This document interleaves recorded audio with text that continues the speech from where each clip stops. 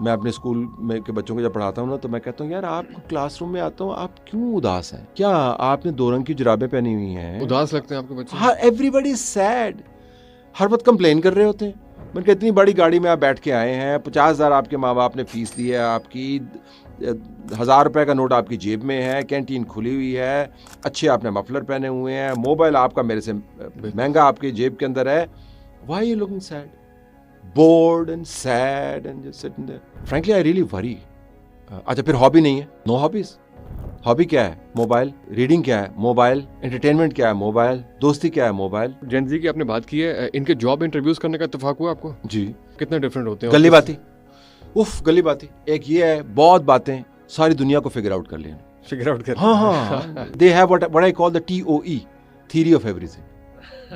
Humility नहीं है, in your face, abrupt हैं। अच्छा ये है कि बाएतमाद हैं, लेकिन एतमाद की जड़ें सलाहियत में समोनी होती हैं, सिर्फ बड़बड़ करने में नहीं समोनी होती, और जिम्मेदारी नहीं कबूल करते। It's always somebody else's fault. हर आने वाली जनरेशन ने पिछली जनरेशन से बेहतर परफॉर्म किया। कहते जनरेशन Z वाहिद है जो हमसे, हमारी जनरेशन से हर ज़हनी तरक्की के मायार के ऊपर नीचे परफॉर्म कर रही। इसकी वजूहात क्या उन्होंने? सिंपल, बहुत अच्छा। अगला सवाल यही था। उन्होंने कहा जी इसकी बुनियादी वजूहात ये हैं कि स्कूल और इदारे डेवलप करते हैं सोचने की सलाहियत को, समझने की सलाहियत। स्कूल भी वही हैं, इदारे भी वही हैं। जिन स्कूलों ने गैजेट्स इंट्रोड्यूस करवाए हैं तालीमी निज़ाम के अंदर, 80 ममालिक का डाटा उनके पास मौजूद है। जब से उन्होंने गैजेट्स, कंप्यूटर इंट्रोड्यूस करवाया, स्क्रीन इंट्रोड्यूस करवाई है, सोचने समझने का मायार नीचे चला गया। वाहिद जनरेशन है पिछले 150-200 साल के अंदर जिसकी सोचने की सलाहियत हमारी जनरेशन से कम है। तो जब ये कहते हैं ना जी कि बूमर्स फारिग हैं और जनरेशन Z आ गई है, तो मेरे रोंगटे खड़े हो जाते हैं। कहते हैं रियली आप आ गए हैं तो आपको क्या वजह, शोहरत क्या है आपकी? 6 मैसेज किए हैं और आपने वर्टिकल।